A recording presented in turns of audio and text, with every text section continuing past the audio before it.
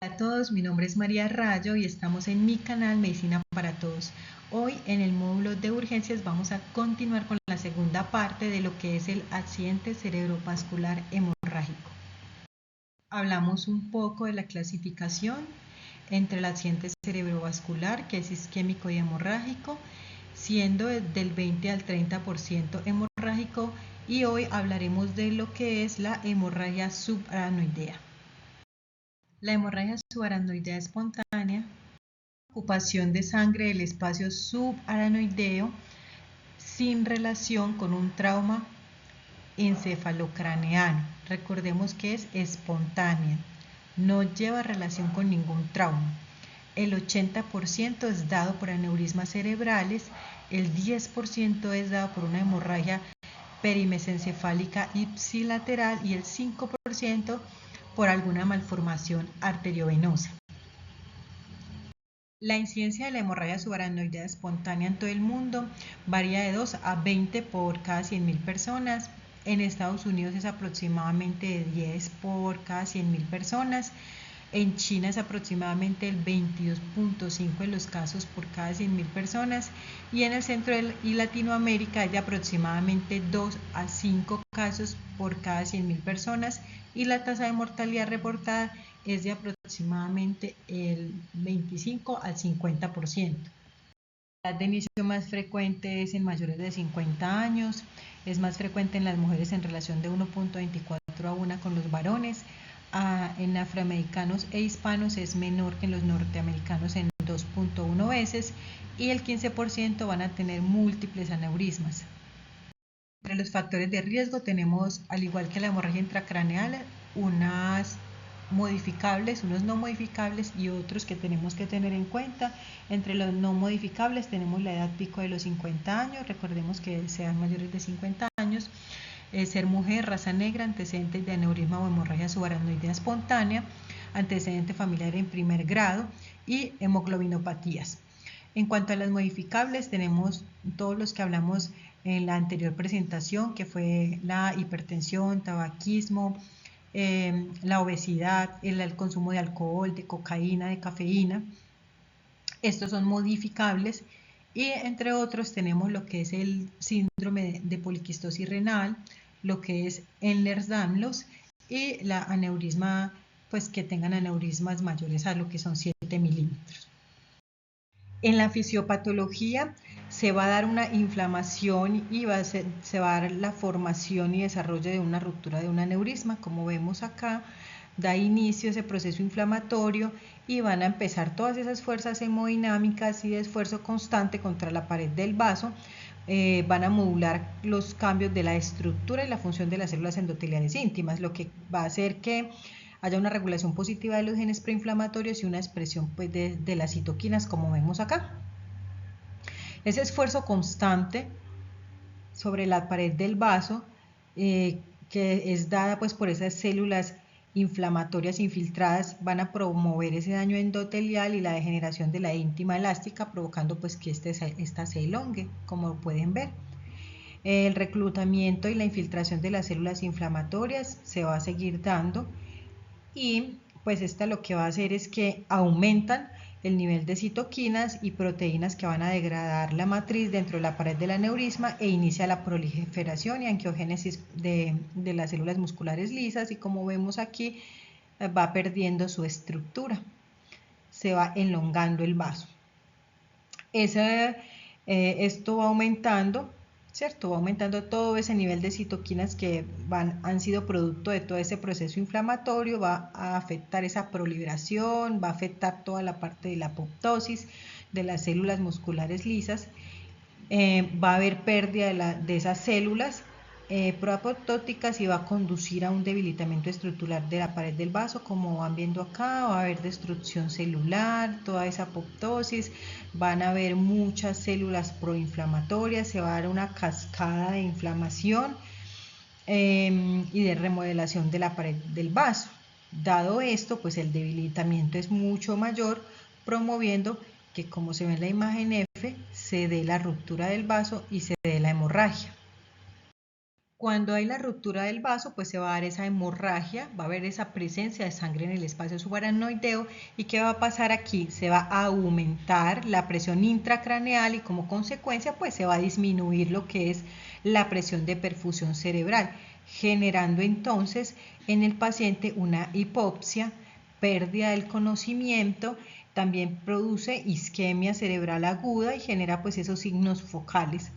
Además de eso, los productos de la ruptura de los eritrocitos pues van a activar todos esos procesos inflamatorios y así van a afectar otras estructuras, afecta las leptomeninges y los vasos que forman el polígono de Willis y otros pequeños vasos colaterales. En las paredes de los vasos va a haber inflamación, entonces, ¿qué haces? Hay distensión de todas esas estructuras y van a generar dolor. La inflamación también puede asociarse con el incremento pues, de los productos de lo que es la endotelina 1 y generan radicales libres y disminución de todo lo que es la disponibilidad pues, del óxido nítrico. En el caso de la hemorragia subaracnoidea aneurismática, la localización más frecuente del aneurisma puede estar en la comunicante anterior, comunicante posterior o la cerebral media. Hay otras localizaciones menos frecuentes como la pericallosa, la bifurcación de la arteria carótida interna y la punta de la basilar. Y también tenemos lo que es la cerebelosa posterior inferior. Estos pacientes pueden presentarse principalmente con cefalea hasta en un 80%. Esta es una cefalea intensa, la más severa de su vida. Es una patología muy ruidosa. Algunos presentan rigidez de nuca hasta en un 35%, pérdida del estado de conciencia en un 53% y un 20% convulsionan. También pueden presentar otros síntomas como lo es fotofobia, náuseas, vómito o focalización. También pueden tener alteraciones de los pares craneales o algunos pueden presentar lo que es amnesia por la arteria comunicante anterior o alteraciones del tercer par por la arteria comunicante posterior, hemiparesia y afasia por la arteria cerebral media, alteraciones visuales dada por la carótida interna y alteración también del sexto par craneal. De hablar de la cefalea como diagnóstico diferencial, ya que esta es una de las quejas más comunes en el servicio de urgencias y es una patología muy amplia. Podemos usar algunas preguntas simples como el inicio de la cefalea, el carácter, la gravedad y los síntomas o hallazgos asociados que acompañen al dolor de cabeza. Por lo tanto, yo les traje una tabla donde hay un diagnóstico diferencial de lo que es la cefalea severa, donde podemos ver que no solo si es un dolor muy fuerte cursarían con hemorragia subaracnoidea, sino que también podrían estar cursando con disección de alguna arteria cervical o cerebral, cursar probablemente con una meningitis, con una encefalopatía hipertensiva o con una hipertensión intracraneal idiopática, pensando que en estas también pueden tener otros múltiples síntomas muy parecidos a lo que es la hemorragia subaracnoidea, como lo que es la pérdida de la alteración pues, del estado de conciencia. Entonces, para poder diferenciarla y ayudarnos a nosotros a saber cuándo estudiar una hemorragia subaracnoidea, se creó o se desarrolló unas reglas clínicas que nos pueden ayudar a tomar esas decisiones, que en este caso la más estudiada es la regla de Ottawa para hemorragia subaracnoidea. Esta regla de Ottawa fue diseñada con el fin pues, de poder saber si vamos a estudiar o no esa cefalea. Entonces, ¿qué nos dice la regla de Ottawa como podemos ver en esta imagen? Nos dice que sean pacientes que sean mayores de 15 años que tienen una cefalea cuyo ADME pues, de intensidad se produce en el lapso de 1 hora. En pacientes también deben estudiarse si presentan una o más de las siguientes características. Entonces decimos que es un paciente que tiene síntomas de dolor en la nuca o rigidez nucal, ¿cierto? Que tengan nucalgia, pacientes que sean mayores o iguales a que tengan 40 años, pacientes que hayan tenido pérdida del conocimiento y que hayan tenido testigos, que tengan dolor de cuello, que tengan dolor de cabeza que haya iniciado durante el ejercicio, que tengan una cefalea intensa y explosiva con un pico de intensidad como muy pronto, o que tengan limitación de la flexión cervical al momento que los estemos examinando. Con esto vamos a tener pues como unos indicativos iniciales de que el paciente pueda estar o no cursando con una hemorragia subaracnoidea. También se diseñaron unas escalas de gravedad. Una vez se ha confirmado el diagnóstico, se van a clasificar según estas escalas, pues qué tan graves es, ¿cierto? Las más utilizadas clínicamente son estas dos que les traigo aquí, la escala de Juni-Hess y lo que es la escala de la clasificación de la Federación Mundial de Neurocirujanos. Según las características pues, de la presentación, estas escalas son un predictor de mortalidad para guiar pues, lo que es el riesgo quirúrgico. Para poder realizar entonces ese diagnóstico, la neuroimagen de elección es la tomografía simple de cráneo. Esta pues tiene una sensibilidad en las primeras 72 horas para realizar el diagnóstico cercano a un 100%. Y la escala de Fisher, que es la que también vemos reflejada, es una escala tomográfica que se utiliza para evaluar el riesgo de vasoespasmo por hemorragia subaracnoidea. Como podemos ver, ella va clasificada pues, por grados, hablando de la grado 1, donde nos habla que no hay sangre dentro de las cisternas, grado 2, que hay sangre difusa fina menor a 1 milímetro en las cisternas verticales.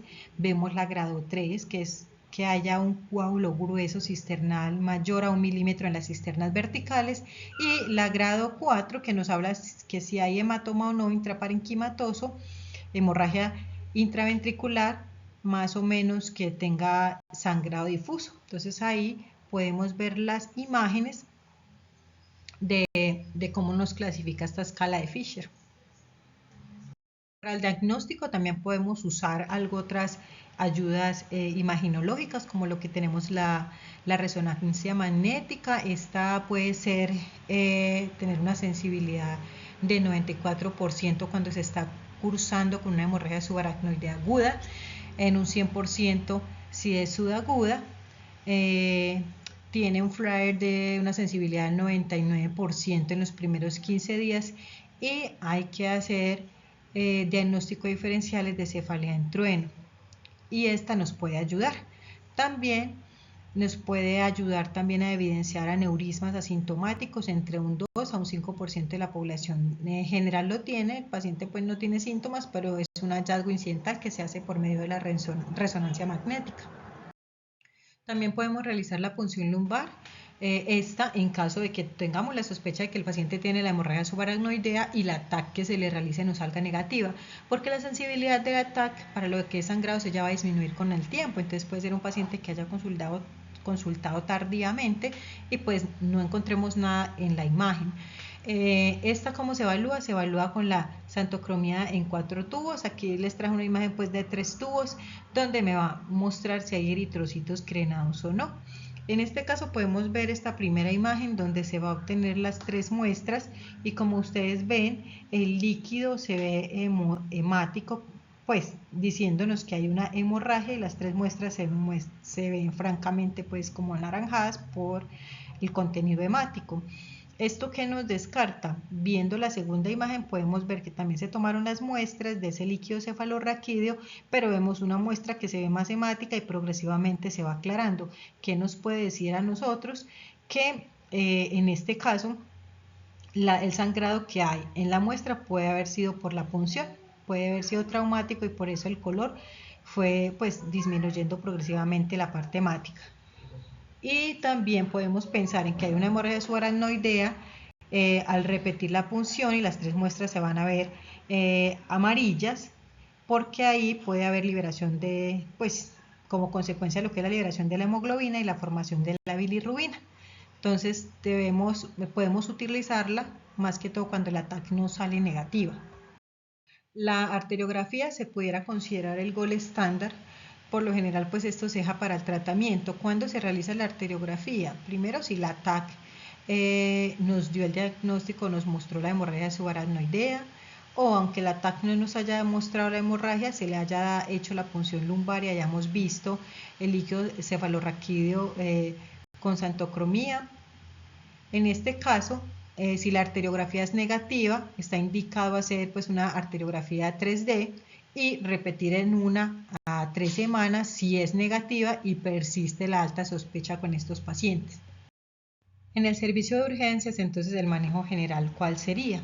Por lo general, estos pacientes llegan con un deterioro neurológico tan severo que hay necesidad de intubarlos. Entonces, los pacientes se intuban, se realiza un electrocardiograma cuando tienen sangrado, sobre todo pues en la parte de la ínsula, y pueden tener cambios electrocardiográficos que podamos ver. Se va a monitorizar este paciente. Se realiza todo el ABC y se elician líquidos endovenosos. Obviamente pues se va a asegurar la vía aérea, como dije. Son pacientes que tienen la necesidad de intubación.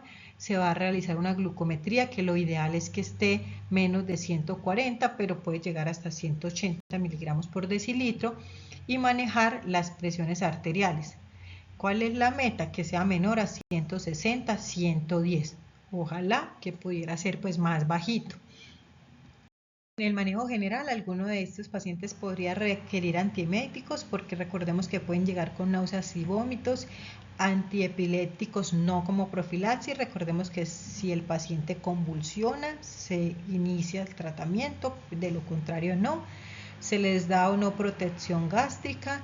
Se deben tomar muestras sanguíneas, pruebas de coagulación, hemograma, iones, glicemia, función renal, también medidas de compresión neumática, porque son pacientes que van a estar en cama y pues no podemos ponerles anticoagulante, y algunos podrían utilizar ácido tranexámico o antifibrinolíticos, pues que está muy debatido.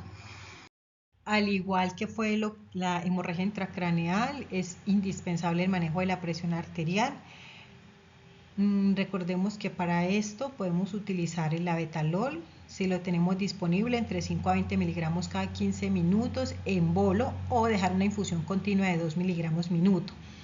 Y si no tenemos esta disponibilidad, podemos usar el nitroprusiato sódico en una infusión continua de 0.1 a 10 microgramos kilo minuto, y pues llevar a estos pacientes a unas metas que sea menor a 160, 110, para poder pues irlos compensando, ¿cierto? Mantener ese rango de presiones arteriales.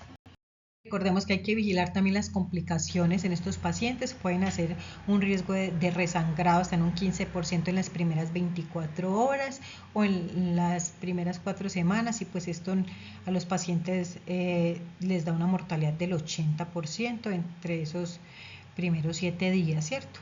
Algunos pueden presentar vasoespasmo, hidrocefalias o crisis epilépticas. Las crisis epilépticas se pueden dar en cualquier momento. Las que tienen un mayor riesgo de recurrencia, son las tardías. Para ellas entonces habría que instaurar tratamiento pues de por vida. Pero siempre hay que vigilar, mientras tenemos al paciente hospitalizado, estas complicaciones que se pueden dar, que pueden generar un peor pronóstico en estos pacientes. De cada una de las complicaciones tenemos el vasoespasmo, que generalmente se da en las arterias cerebrales después de que ocurre la hemorragia. Ese proceso generalmente comienza los 3 días después de la ruptura del aneurisma y alcanza su punto máximo hasta los 7 días, y ya diríamos que puede resolver hasta los 21 días después, así que es casi un mes en los que tiene uno que tener una vigilancia continua con este paciente, o por lo menos instruir bien a los familiares. Cuando se da ese vasoespasmo puede haber una isquemia cerebral, y es tan grande que puede haber pues un déficit neurológico focal y puede empeorar la discapacidad o la mortalidad en estos pacientes.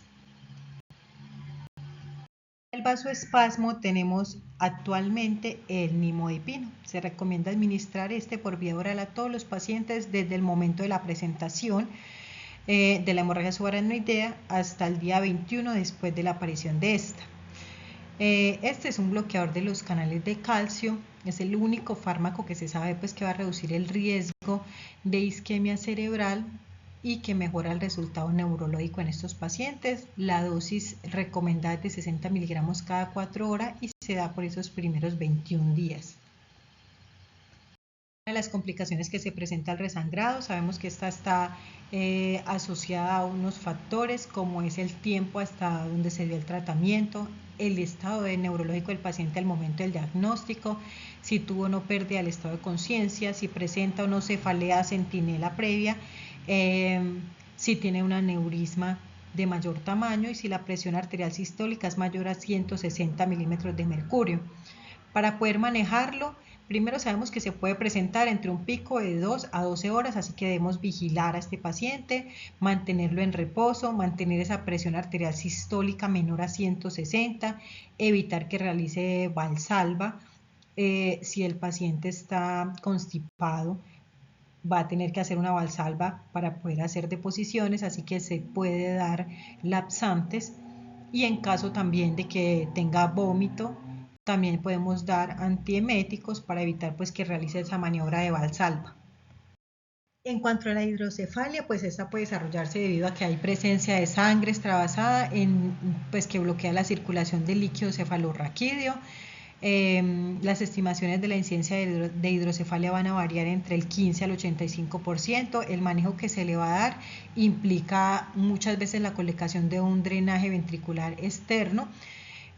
Alternativamente también se podría poner lo que es un drenaje lumbar y se puede usar para tratar todos estos síntomas pues, de la hidrocefalia aguda. También puede haber lo que es la hidrocefalia obstructiva y el hematoma intraparenquimatoso, que van a causar un aumento de lo que es la presión intracraneal, y pues ya sabemos que estas son ya indicaciones para lo que es el drenaje lumbar, diciendo entonces que se puede usar, como les decía ahorita, un drenaje ventricular externo para poder liberar esa cantidad de líquido a nivel cerebral. Con respecto a las convulsiones, hay una incidencia entre el 6 y el 18% y hay episodios retardados entre el 3 al 7%, así que el paciente puede presentar estas convulsiones en cualquier momento, al inicio o al final, inclusive después de haber salido del hospital. Va a tener diferentes factores de riesgo, como que el paciente haya tenido aneurismas de la arteria cerebral media, que el grosor del coágulo haya sido pues mucho mayor, que haya tenido un hematoma intracerebral, que haya presentado infarto, resangrado, que tenga un pobre estado neurológico y que haya una historia también de hipertensión. Tenemos unos indicadores 2B que nos dicen que si el paciente tuvo una convulsión previa en el servicio o un hematoma intraparenquimatoso o un aneurisma o sangrado en la región de la arteria cerebral media, nos pueden indicar del que el paciente pues pueda seguir haciendo convulsiones. Pueden haber unas convulsiones que son tempranas y son tardías, que las tempranas son antes de los 7 días y las tardías son después de los 7 días, y estos pacientes que hacen convulsiones tardías van a necesitar o van a requerir tratamiento pues para toda la vida. Existen dos tipos de tratamientos que son realizados por especialistas para la corrección del aneurisma roto. Entre ellos está primero la terapia endovascular y la cirugía. Esto debe cumplir unos criterios. Entonces, cuando tenemos un paciente médicamente y neurológicamente inestable, que sea mayor de 70 años, con edema cerebral severo, vasoespasmo severo, que se evidencie que el cuello del aneurisma esté calcificado y que haya tenido un aneurisma tratado de forma incompleta sin cirugía. Este tratamiento endovascular del aneurisma roto, ¿qué hace? Implica un catéter en la circulación arterial, típicamente pues entra desde la arteria femoral, ¿cierto? Desde la ingle hasta la arteria principal donde se encuentra el aneurisma, y se depositan los coils metálicos pues en la luz. En este caso, como vemos en la imagen, este es el vaso sanguíneo, aquí podemos ver el cuello del aneurisma y estos son los coils que se depositan en su interior. De esta manera pues se realiza la terapia endovascular. En cuanto al manejo quirúrgico de un aneurisma roto, este requiere craniotomía y las condiciones a cumplir es que los aneurismas rotos en pacientes que estén médicamente estables o hemodinámicamente estables son los que requieren pues la cirugía.